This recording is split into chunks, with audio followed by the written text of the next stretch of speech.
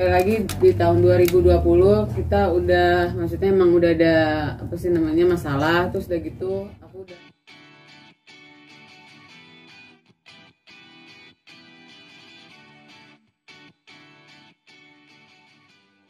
jadi sakit itu jadi penyebab perceraian, iya, itu ya. Oke. pokoknya intinya sekali lagi bukan karena itu. Kalau mau ngomongin apa sih namanya namanya rumah tangga, saya pernah ngelaluin yang lebih daripada ini. Saya masih tetap ngedukung dia sampai detik ini. Ya cobaan kalau cuma sakit apalah, nggak punya duit apalah, hal kecil buat saya pernah hidup lebih sendiri, hidup miskin dan berjuang sendiri intinya.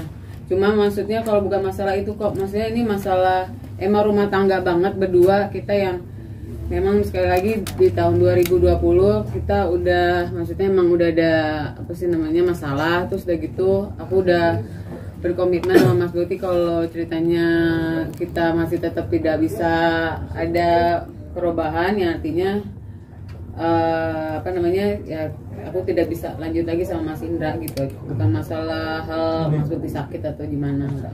Ini perubahan yang seperti apa maksudnya yang harus dilakukan oleh Mas Indra agar bisa melanjutkan hubungan? Ya perubahan aja dua-duanya kita kali.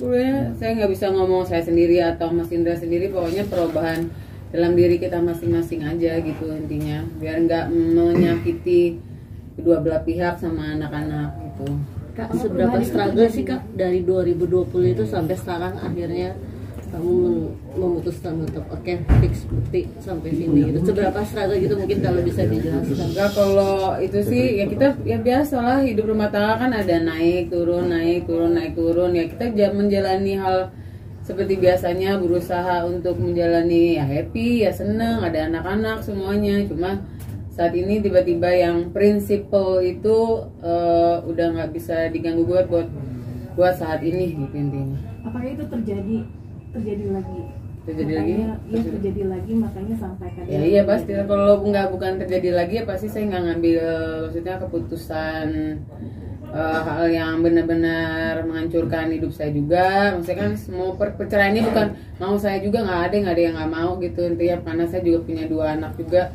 Tapi ya udah, itu artinya kan berulang lagi lah intinya gitu. Terjadi lagi setelah habis recovery kemarin ya kayak pas jadi rawat itu ya dilakukan oleh. Ya kalau terjadinya Jangan bilang bahasanya dilakukan, enggak, intinya permasalahannya mereka udah nggak ketemu lagi nih untuk menyelesaikan masalah mereka berdua. Makanya jadi tidak ada kaitan dengan sakit. Kalau dibilang timingnya, kan saya bilang timing yang tepat itu atau tidak tepat itu yang tahu Bekti sama Dila. Nah memang akhirnya dalam proses penyembuhan ini jalan yang terbaik bagi mereka berdua. Jadi bukan cuma Dila, bukan cuma Bekti, mereka berdua. Mereka merasa ini timing yang tepat, mereka buat ya udah akhirnya kita pisah dulu. Nah tapi ya kayak kata Dila, nanti kita nggak tahu ke depannya seperti apa. Kalaupun nanti akhirnya balikan lagi dalam kondisi ya Bekti siap, Dila sudah siap juga, sudah matang juga, ya kembali lagi berdua kan bisa aja. Jadi tapi jalan yang dijalanin sama Bekti untuk saat ini sama Dila ya untuk saat ini mereka sepakat untuk pisah. Dila, salah satu alasannya karena Bekti nggak jujur untuk asuransi kesehatan itu menjadi pertimbangan. Enggak lah, itu mah udah biasa kalau hal-hal nggak jujur dalam rumah tangga itu kan biasa lah, ada yang ditutupi atau karena berjuang untuk sesama atau karena mungkin ada pemikiran lain, bukan karena itu juga. Apalagi berarti alasan cuk. Ya nggak bisa namanya rumah tangga, artinya kalian pengen tahu loh aib-aib yang nggak bisa, pokoknya udah yang terdalam dari kita masing-masing. Ya kita udah sepakat nggak bakal mau ngasih tahu gitu. Ada tuntutan juga untuk biaya nafkah, untuk nafkah kedua anak. Enggak, kalau itu mah kita udah bicarain ya Bang, udah dari pertama kali. Mas Bekti juga udah tahu urusan anak-anak, Mas Bekti yang menyanggupinya dengan baik gitu aja. Udah kok alhamdulillah. Kemarin sempat ada mediasi sepertinya apa yang berpelukan bertemu bersama TNI, ada Abang Milano juga, ada itu bukan mediasi, mereka ada ketemu, pertemuan silaturahmi ya Bang. Silaturahmi, ketemu, ngebahas semuanya, termasuk gini loh, kan Bekti ada masih belum sembuh kalau dia nggak bisa mengingat terlalu banyak. Jadi ada beberapa memori yang peristiwa atau apapun dia yang lupa, kalau misalnya diingetin dia baru ingat gitu loh. Nah contohnya salah satunya kemarin yang kasusnya di salah satu stasiun TV kan, yang Bekti apa ya sebenarnya dia sih komedi sebenarnya pakai pingsan gitu. Tapi kan netizen ngelihat itu seolah-olah loh uang donasi itu Bekti nggak tahu.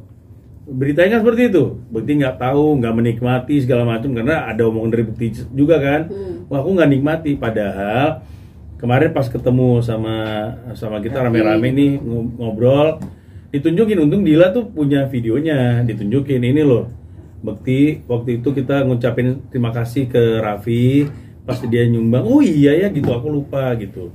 Jadi banyak hal-hal yang kayak gitu karena ya kembali lagi pertanyaannya seperti apa. Bekti itu kan belum pulih total ya.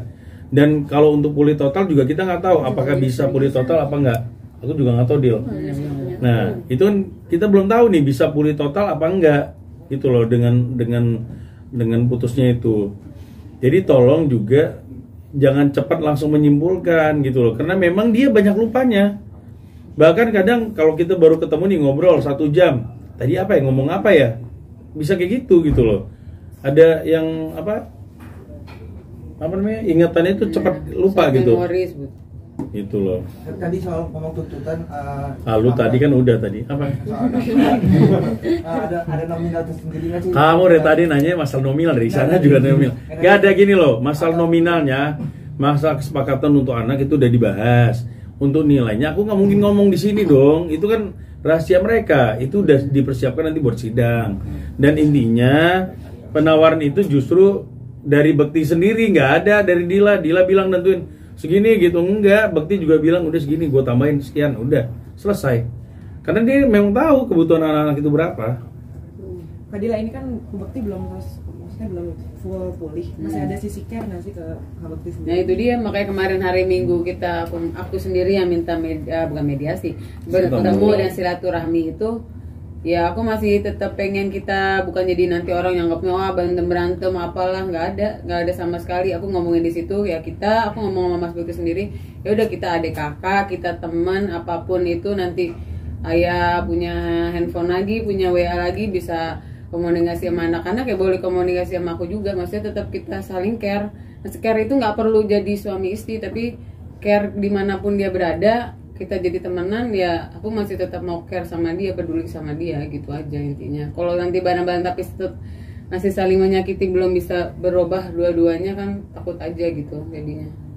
Dila menyikapi dari komentar-komentar netizen yang saat ini mungkin bisa dibilang yang menilai Kak Dila yang kurang baik kayak gitulah di nggak percaya ini. Nah, Kak Dila menyikapinya seperti ini. Ya udah nggak usah dipikirin, hidup masih panjang, hidup saya banyak yang harus saya laluin, anak-anak lah, harus diri saya sendiri, saya harus kerja juga sekarang gitu. Jadi ya biarin aja orang baru ngomong apa saat ini gitu kan, nggak ada yang tahu apa yang terjadi gitu. Jadi ya nggak perlu nggak perlu dipikirin, nggak usah dia apain lah intinya gitulah.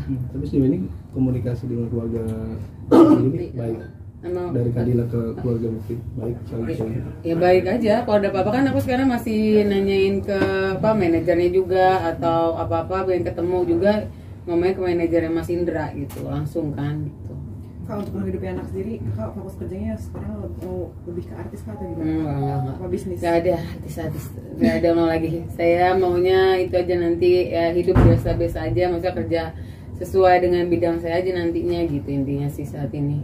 Tapi Kak, kamu udah ngasih tahu anak-anak belum sih? Mungkin ayah udah nggak sama-sama. Dia sih cuma ngomong ayah sama bunda udah nggak bisa bersama lagi untuk saat ini gitu. Ayah sama bunda saat ini berbeda berbeda visi misi ya. Pertama sedih, tapi selanjutnya mereka ya mencoba untuk mengerti, karena aku ngomong tetap nanti ada waktu buat ayah waktu bersama ayah, tetap kalau kamu nanti menelpon ayah tetap telepon ayah, kalau ada yang nggak di ngertiin atau apa ya tetap aku bilang ya mereka juga nggak bakal kehilangan bapaknya gitu. Aku nggak bakal mutusin silaturahmi sama anaknya gitu. Sebulan sekali Kak pertemuan atau seperti apa? Nggak ditentuin itu. Kapanpun kemarin udah ngomong kalau kapanpun Bekti mau ketemu atau nanti mau berkomunikasi ketemu, jam anaknya nggak dibatasin. Nggak ada, pokoknya selama anaknya juga ini kan sekolah yang diutamain gitu intinya. Sekarang nanti kalau hari libur ya pasti kita ketemu insya Allah gitu. Bang tadi abang bilang bahwa tidak ada kemungkinan ke depannya nanti mereka akan rujuk ketika mungkin udah siap. Itu Nggak ada yang nggak mungkin. Mungkin. Kemarin pun kita bercandain Bekti juga kan. Dila juga. Kita yang bercandain ya Dila. Nanti kalau udah selesai, udah putus sidang, nanti kalau Dila ada yang deketin, oh jangan katanya tuh. Masih kayak gitu tuh Bekti. Ya udahlah, usahanya dia lah seperti apa. Kan kita pengen mungkin dari Dila juga pengen lihat perubahannya Bekti seperti apa. Nah, Bekti Ya, juga kayak intinya gitu. Sama-sama lah introspeksi diri. Dua-duanya pasti masih saling sayang. Yang nggak mungkin nanti tiba-tiba langsung bilang Iya, bodo nggak. amat, nggak ada. Intinya nggak ada pemikiran gimana gitu. Makanya kita ya dengan cara begini kan kita saling belajar. Aku berharapnya saling belajar, ada perubahan buat kita berdua aja, bukan Mas Bekti sendiri, aku sendiri gitu intinya. Kadila, Ini kan ada untuk kejadian usia. keributan apa sih waktu itu sampai harus dipisahkan oleh Mas Roy? Maksudnya apa? Yang mana? Yang mana? Ada kejadian keributan apa sih waktu itu ketika harus dipisahkan oleh Mas Roy, manajemennya? Apa sih yang mana nggak ngerti masih? Informasinya kata sempat ada keributan waktu itu. Nggak ada keributan, kemarin udah ketemu, dia ketemu. Nggak ada. Sampai harus dipisahkan oleh Mas Roy sendiri. Nggak ada. Nggak ada ya? Nggak ada itu. tapi benar artinya Kadila dari tahun 2020 itu sudah terjadi cekcokan, sudah sering ribut dan pelan-pelan barang-barangnya Bekti udah dipindahkan ke rumah orang tuanya, itu benar nggak sih? Enggak, kalau 2020 ya kan masih bersama, maksudnya berantem, terus masih mau berjuang bersama lagi. Ya kalau sekarang mah itu bukan ngebalikin, apa emang Mas Bekti kan perlu baju-baju untuk kerja kan, jadi ya perlu baju-baju yang diperlukan di sana, yaitu yang diberikan sama Mas Bekti saat ini gitu. Jadi Untuk kan untuk rumah usia gitu. pernikahan sendiri udah lumayan cukup lama ya. Dari keluarga sendiri menyayangkan nggak sih adanya? Yes, Ya bukan. Gak usah keluarga, mereka berdua juga menyayangkan. Ya kok, gimana? semua menyayangkan, cuma emang karena prinsip orang tua juga udah tahu apanya, jadi ya udah saat ini ya mereka mendukung apa yang terbaik buat kita berdua gitu aja. Untuk rumah gitu-gitu gimana Kak? Ya semua udah dibagi dengan adil. Rumah kan emang lagi ya dijual juga bareng-bareng dijual ya, baru nanti gimananya selanjutnya baru ngomongin lagi. Itu ngomongin juga ya Bang kemarin kan ya gitu. Udah.